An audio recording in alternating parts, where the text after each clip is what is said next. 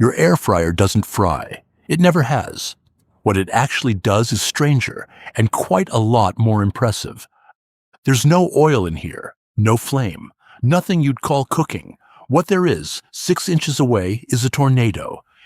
It has an eye, an updraft, a rotation. Everything a prairie twister has, shrunk to the size of a coffee can. Tonight we dissolve the shell and follow 1 gram of air around the loop that replaced the deep fryer. 400 degrees of air, moving fast enough to lap every fry 20 times a second. That's the entire trick.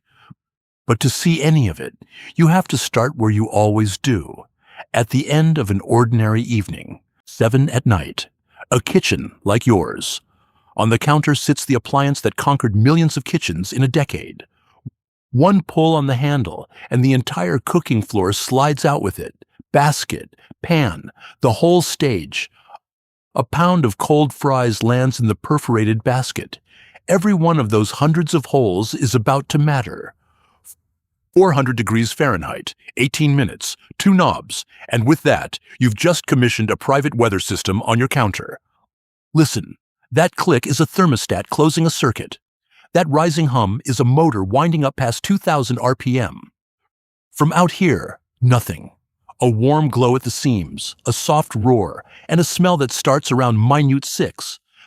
6 inches behind that plastic wall, air is being heated, spun, and thrown at your food in an endless loop.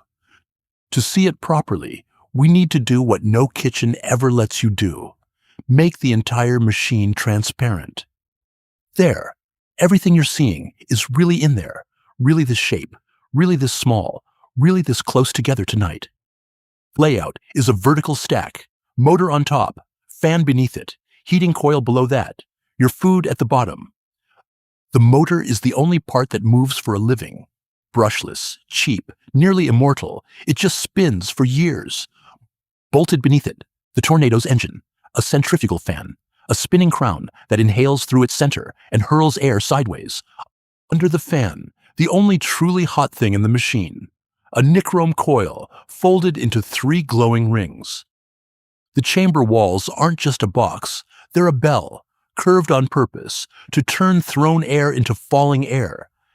At the very bottom, a pan with a starfish stamped into it, 5 raised arms that split and redirect the wind, and tucked against the chamber wall, the machine's tiny brain, a thermostat made of 2 metals that argue about temperature. One more secret. 2 separate airstreams live in here. One cooks your food. The other one keeps the machine alive. We'll follow both before the end. But everything in this machine begins with the wind, so that's where we start. Start with the wind, because without it, this is just a small, sad oven. Still air is a terrible cook. So the designers reached for wind on demand, a motor that spins its fan past 2,000 revolutions every minute. It's a shaded pole motor, no brushes, no sparks, almost nothing to wear out. The same species that runs desk fans for decades. Its bearings live on a film of grease thinner than paper, the only lubricant in the entire machine's spinning heart. Now the fan itself, not a propeller, a centrifuge. Propellers push air forward. This crown flings it sideways instead. Why fling it sideways? Pressure. A centrifugal fan builds the pressure needed to shove air through a crowded, twisting, cluttered loop. Those blade tips look tiny, but at this speed, the outer edge is traveling at more than 40 miles an hour. Air leaves the rim, slams into the chamber roof, and gets bent straight across the glowing coil below immediately. That geometry is the whole design.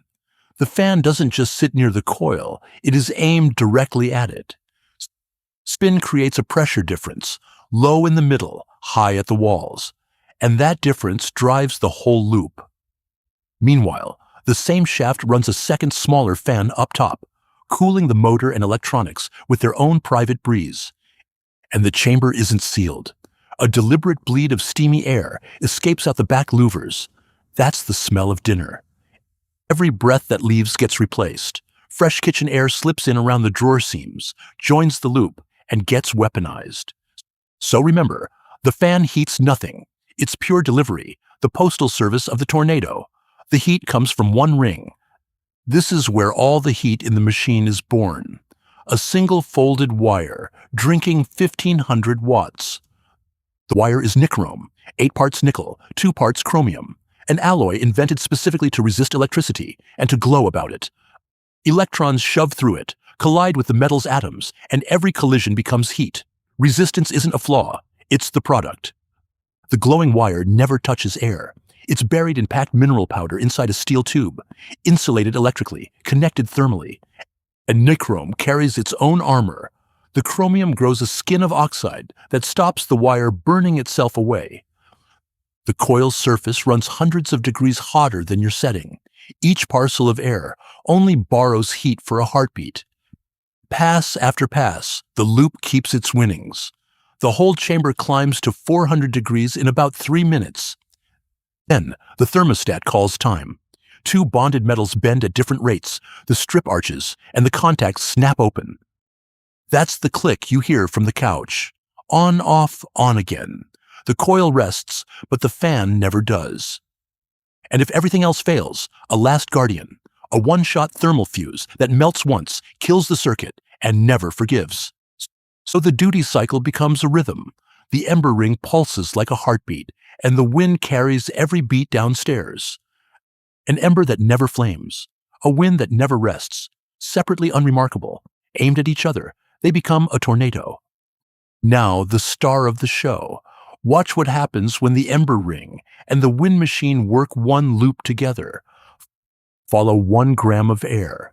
It starts in the calm, drawn up the center of the chamber toward the fan's open eye. The eye swallows it. In a few thousandths of a second, the blades grab the air and sling it outward. Flung across the rings, it commits a small theft, skimming heat off the ember and turning from blue to red. Watch that color change closely. That is heat leaving the metal and entering the air thousands of times a second. Then, the walls take over. The bell shape catches the sideways throw and bends it into a smooth, committed dive. And here's the secret the name promised. The dive isn't straight. The fan's spin survives, so the downdraft corkscrews. Chamber is about 20 inches around. The wind laps it 20 times a second. That's the cyclone from the title. At the floor, the starfish is waiting. 5 raised arms split the dive and fold it under the basket. Trapped under the floor with nowhere to go, except up, through hundreds of holes at once as hundreds of tiny jets. Above the floor, the jets and the swirl meet, and every surface of every fry gets bathed at once. Spent and slightly cooled, the air rejoins the calm core, rises through the eye, and does it all again. The full circuit takes a fraction of a second. The fan turns the chamber's entire air volume over 3 times a second. Why does all this speed matter? Because every object on Earth wears an invisible jacket of still air, including your fries. The vortex tears that jacket off 20 laps a second, and heat pours in about 3 times faster. That's the entire trick. That is the whole invention. Not the heat, not the oil, just air, moved fast enough to strip a jacket away. So why does any of this make things crispy? A crust needs exactly 2 things: heat above 300 degrees and dryness. But hot food sweats. In a still oven, that steam pools around the surface and quietly ruins the crust. The vortex never lets that happen. Every lap hauls the sweat away, so drying and browning happen at the same time. Once the surface is hot and dry, the chemistry begins. The Maillard reaction, the transformation responsible for the color brown. That one reaction builds hundreds of brand new flavor molecules that were never in the potato. Brown isn't a color, it's an ingredient. The teaspoon of oil you toss them in fills the microscopic valleys the wind can't reach and ferries heat and flavor in. And the basket's holes aren't drainage, they're strategy. They let the storm attack from below, so food floats in flowing heat. It also explains the single-layer rule. Pile them high, and you dam the loop. The tornado can't reach what's buried. Even a tornado casts shadows. Where fries touch, no wind lands, which is why the shake halfway through actually matters. Honesty clause. A vat of hot oil still moves heat several times faster than any wind. Liquid is a brutal conductor. The air fryer's bargain is different. Most of the crunch, a fraction of the oil, and no vat to deal with. So it isn't frying at all. It's precision wind roasting. And the difference is a chemistry lesson wearing a marketing name. One last question. Where was this tornado born? Not in a kitchen, at altitude, in the belly of a warplane. 1945. An American engineer named William Maxon builds a whirlwind oven to heat frozen meals for air crews. Regular ovens were too slow and too heavy for aircraft. Moving air cooked a frozen dinner in minutes at altitude. After the war, the idea rolled into bakeries. Fans plus heat meant even browning across a dozen trays at once. Then, it spent decades hiding in plain sight as the convection button on home ovens that almost nobody ever pressed. Until 2010, when a Dutch inventor chasing oil-free fries for his family rebuilt the whole idea from scratch. His insight was size. Shrink the chamber and the loop tightens. The same fan spins the air into a real vortex. In 2010, it debuted at a Berlin electronics fair, an odd little pod promising fried food from a teaspoon of oil. Within a decade, tens of millions of kitchens had one. Not because of marketing, because the physics actually delivered. From a bomber's galley to your countertop.